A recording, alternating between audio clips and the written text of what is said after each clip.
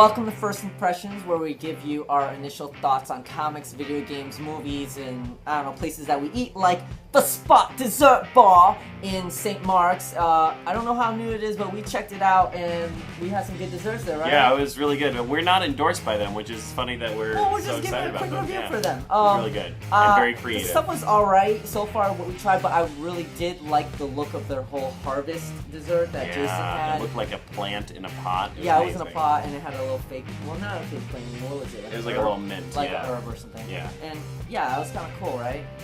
So that's in St. Mark's, New York City. The Spot. And that's what we did today on First Impressions. Yeah. Yay. And I'm playing Rage of Immortals. This is not... Rage of Immortals. Anyways, so tell us, my name is K.C'arl Lee. My name is Jaysen Headley.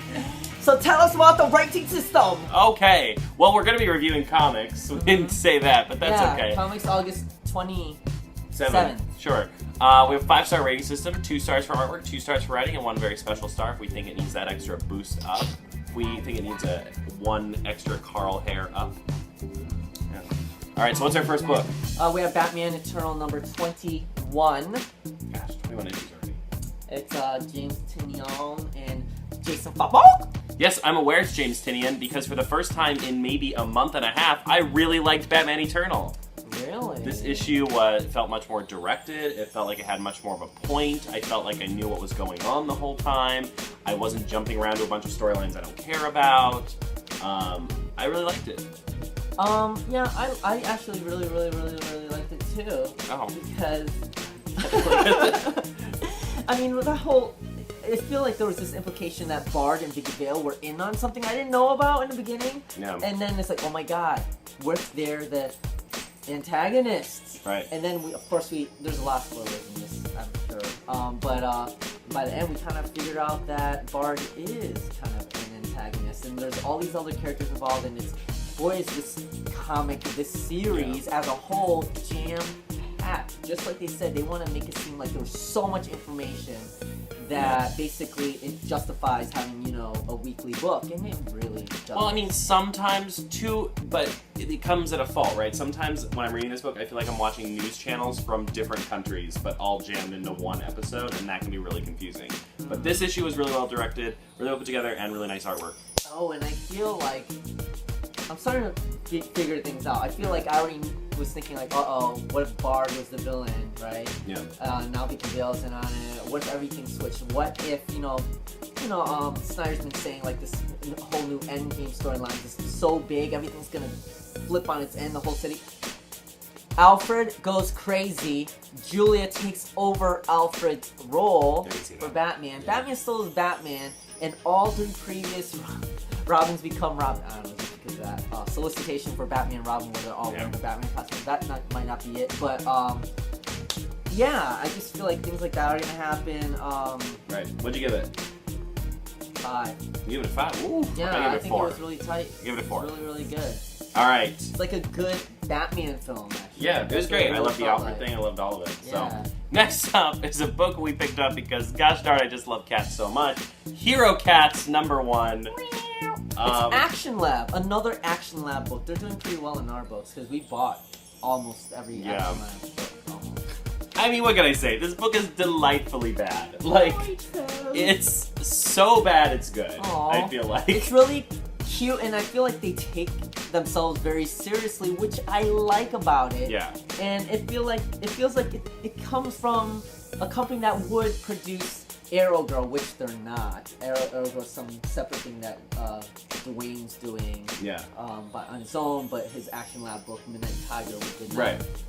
like so much. But this feels like in the same vein as Arrow Girl, which I really like. To me, it does. It's a really good kids book, I think. I mean, it's a great kids book. Here's the thing about this book that I think is kind of perfect, is that this book is horrible for everyone unless you're the person that this book is right for, and then it's perfect for you. Like, it's adorable, it's about cats, they all have different names and different, I guess maybe they have different abilities, and they all have these little cute intros, and it's adorable. The artwork is a little, I mean, I think the artwork is one of the kind of poorer sides of things. It could definitely be better, but the writing is very cute. All the cats are adorable. Listen, if you're the type of person that picks up Hero Cats in the first place, you're gonna like Hero Cats. That's all I'm saying. So you liked it.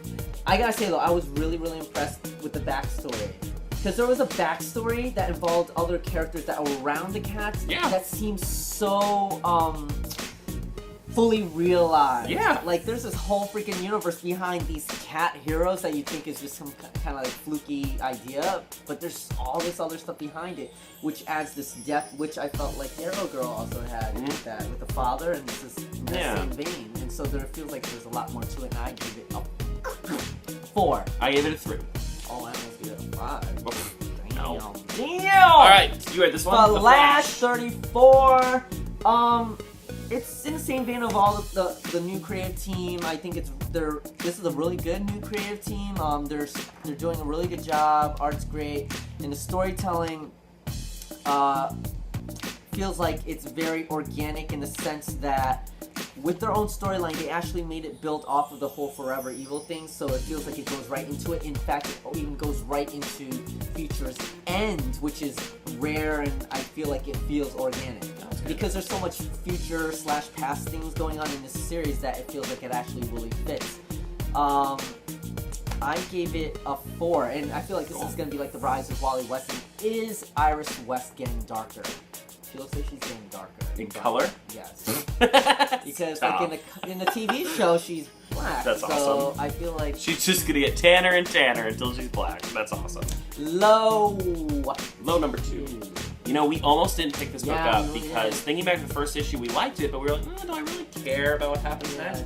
And I gotta be honest, I'm glad we picked it up because I actually liked it a lot more than I liked the first issue. Okay. There's kind of a big time jump. I really was into that. I liked the characters a lot more now that I feel like now we're really getting the actual characters we're going to be reading about for this story. I like that there's kind of a purpose to the whole thing where it's like, oh, there is one last hope for Earth kind of thing. I think that's great. I really loved it. And I was actually kind of surprised by the whole time jump. It's almost like, whoa, this is almost like a different story. The whole first issue was like a flashback or something, which you didn't expect.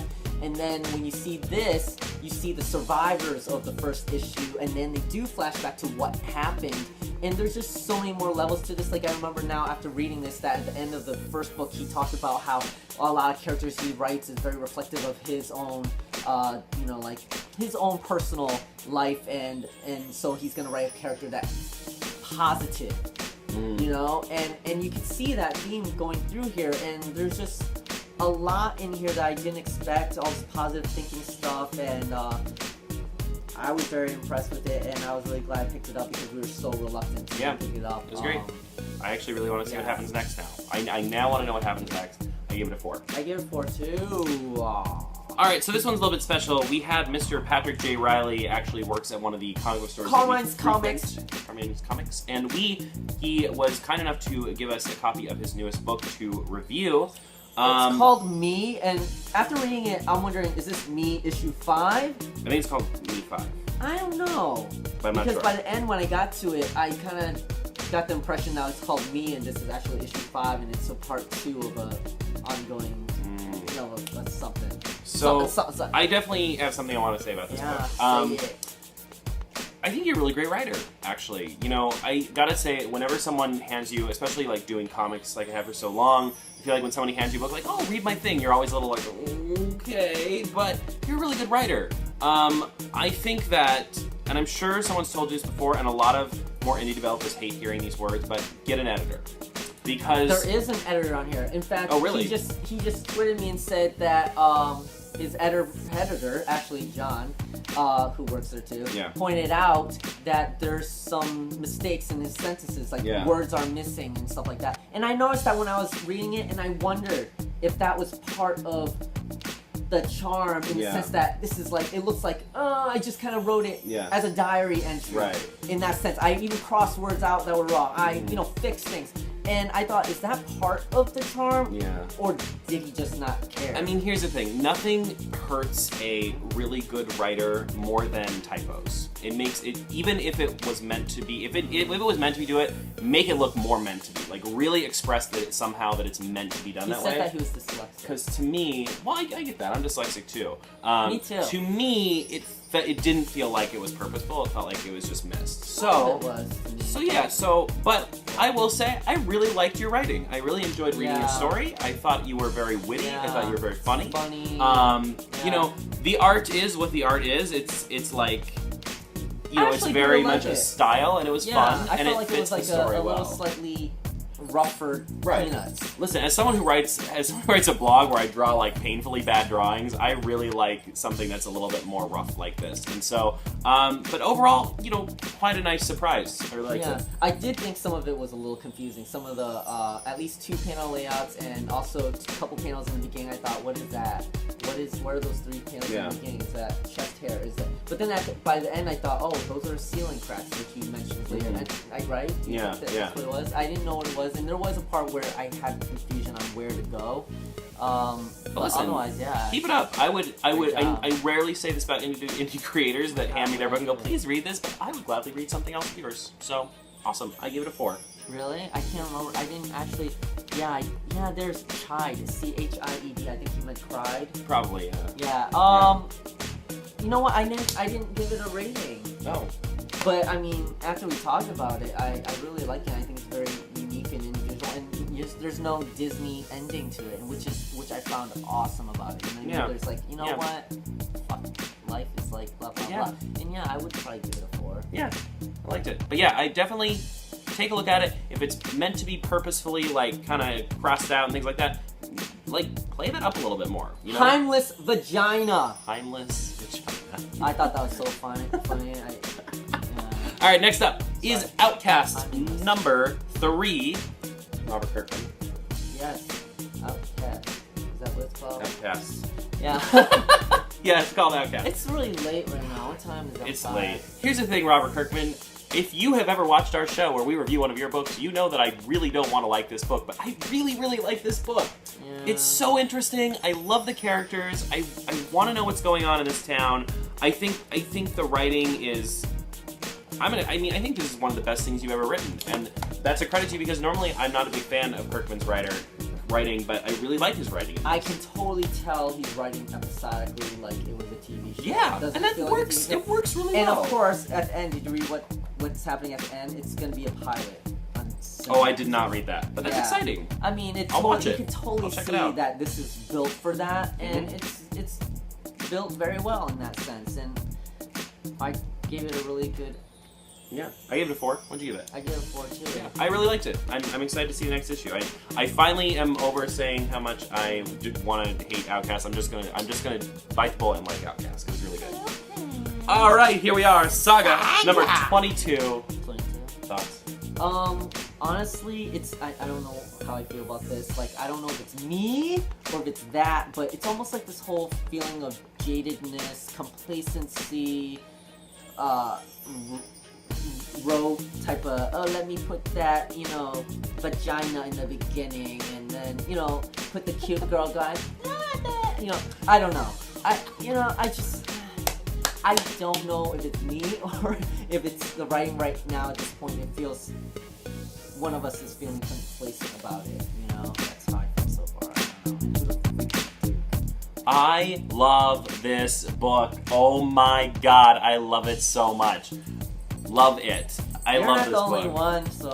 I can't get enough. Can you just release every issue right now so I can read all of it? Really? I loved seeing the King for the first time. That was great. Yeah, flat screen King. That was awesome. I love this. I mean, always I'm going to love the story between the 2 main characters. I think you write them so realistically. I think when they fight, it's such a real fight. Amidst all of the craziness that goes on in this world, I love seeing those 2 characters together. I gotta say, the drama between Alana and what's-his-face, with the whole drugs. Yeah. Were you, under the influence in front of our daughter? I love that. Where are you at? I love the crazy violence at the end. It made me think of, I wonder if Brian K. Vaughan has something, parallel in his life that I would imagine he does. I don't know if it's that extreme, felt like but that to me. Yeah. He could have been the other person. I don't know, but it felt like, is this something he feels really strongly about? because Yeah. he just flipped off the handle. And it wasn't even about that. It was about him possibly cheating on her, and he totally just like. No, but I thought it was really a very real fight. I loved it. Yeah. So, what do you give this? I don't know. I give it a 3. I give this a 5. I love it. I love Saga. All right. G.I. Zombie, you read this. What'd you think? I give it a 3. What did you think of it? Well, I still like the art. I love that it's a badass zombie, and I think that works. It's very like military based, and you know what's lacking from it is that I wish it somehow connected with the rest of the DCU, which some people might not think is a good idea, but for me, it would just make me more invested and make me like it more if there was some connection to the rest of the DCU somehow, and sooner the better, because I'm about off this book after this, you know. So, and also there was a part where there's 6 grenades thrown in, and I'm sure they don't blow up right away, so he had time to kind of hide.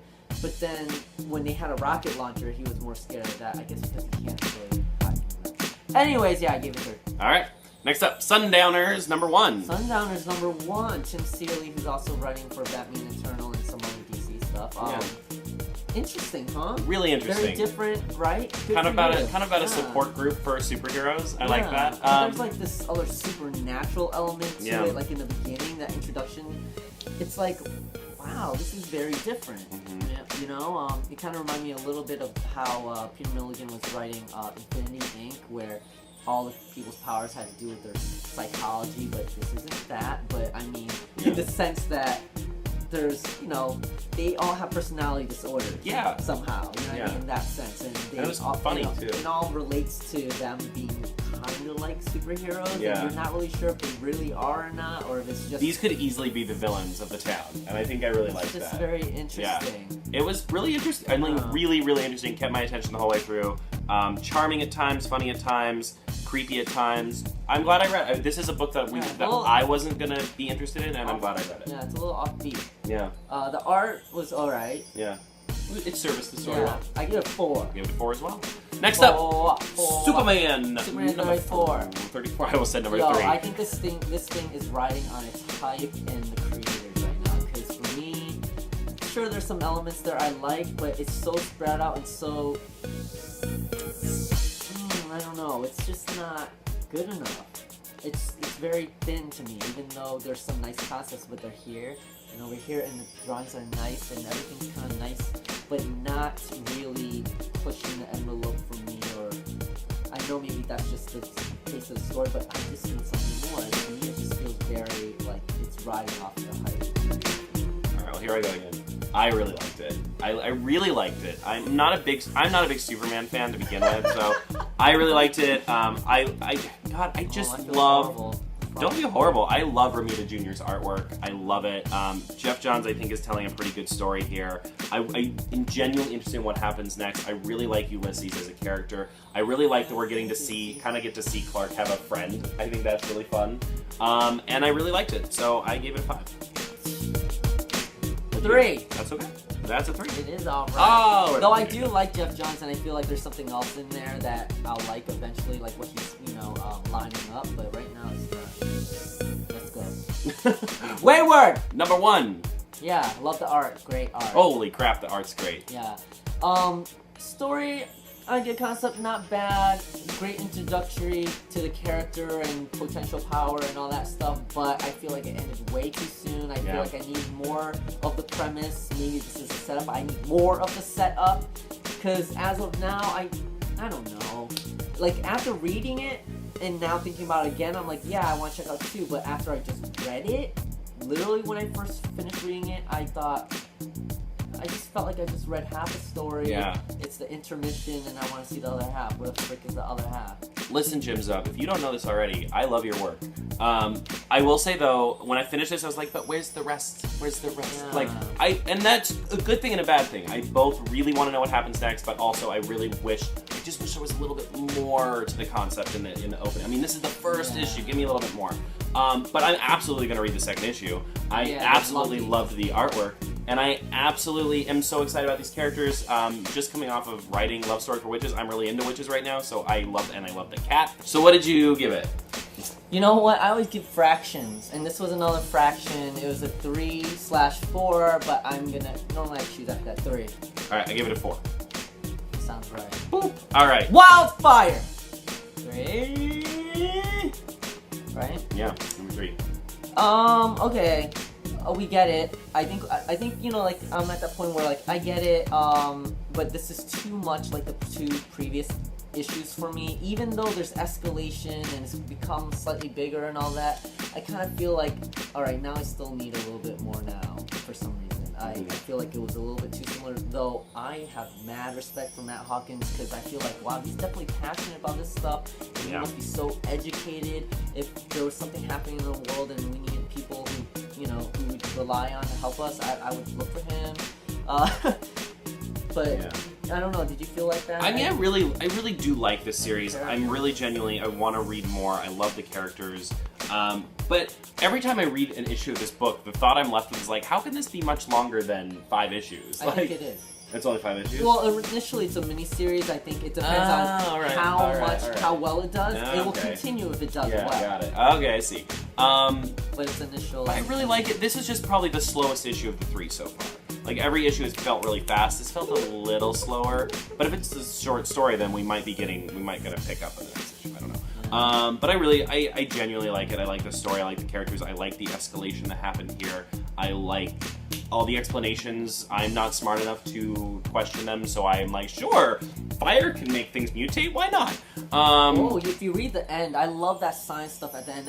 That's actually the part that makes me feel like it was worth getting, and that's the same way I felt about Think Tank. If there was an issue that I didn't like as much, I loved the back part the most. Yeah. But yeah, I really liked it. I still want to read more of it, so that's a good thing. And Linda Sejic, her art, I can see how she and Stefan Sejic, their art would really gel well together. And I'd like to see them work together. We have this whole love story made up for the 2 of them, even though they probably don't even know each other. No, they do. They have to. I think they worked on books together. That's why I said the art looked different, because I think they used to. Oh. You know what I mean? And so now maybe you're already happily married artists. That would make me the happiest. What's his brother and sister? Oh my god, I hope. Well, maybe that'd be okay too. Alright, so I gave it a 4. I gave it a 3. Alright. So that's our books of the week, but no! What was our book? Oh my god, we still have one more. Oh my god. Yo, Alright. Sorry, Todd Matthy. I met him at what is that? Bryant Park thing with Scott Snyder.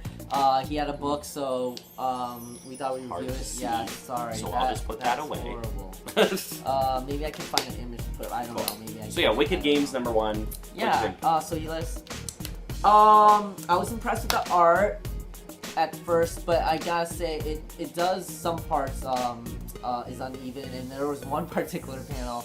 It looked like the floor and the table were all in the same plane, including the man on the ground and the guy standing on him were all like flat.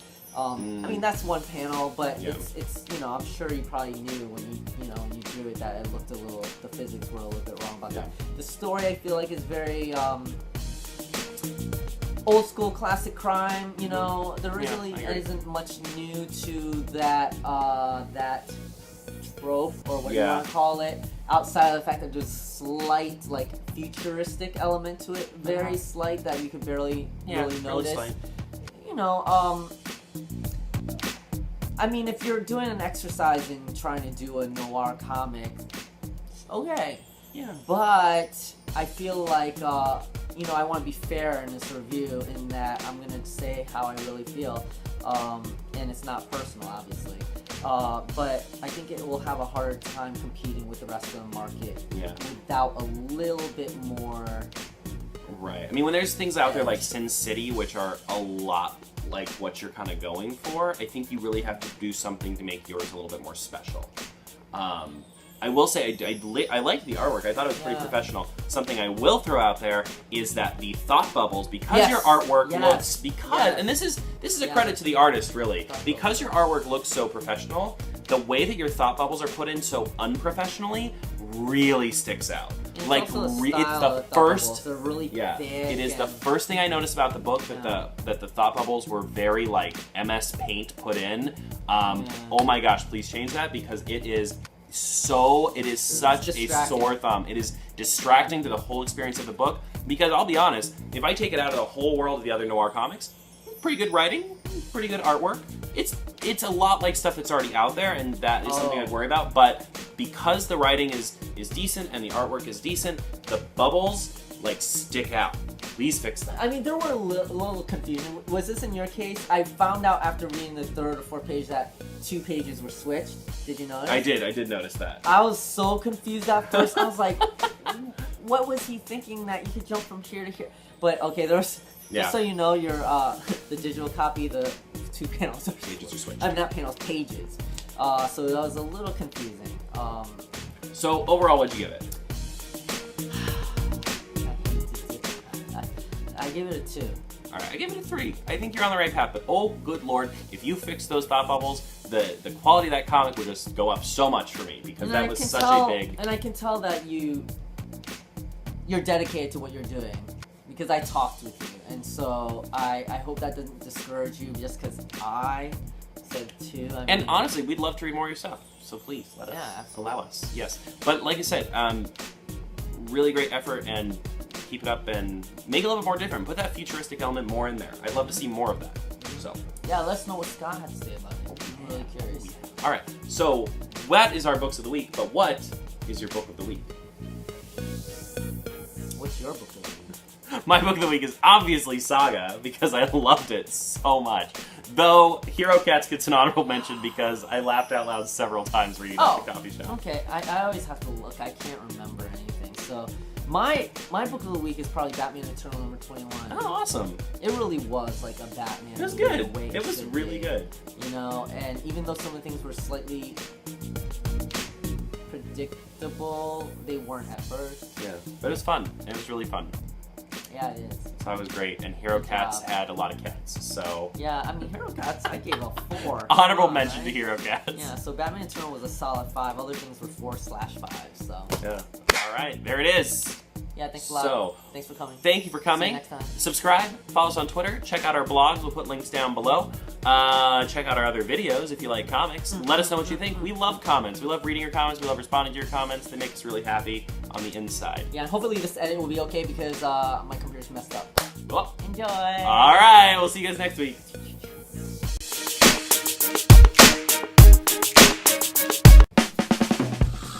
Nice haircut, Jaysen. Oh, thank you. You're welcome. Look at that nice line. That's not how we're starting this, is it? Yeah, I mean, you just brought a lot of things You're in bending? there. So what'd you give it? Oh! So it cut us off.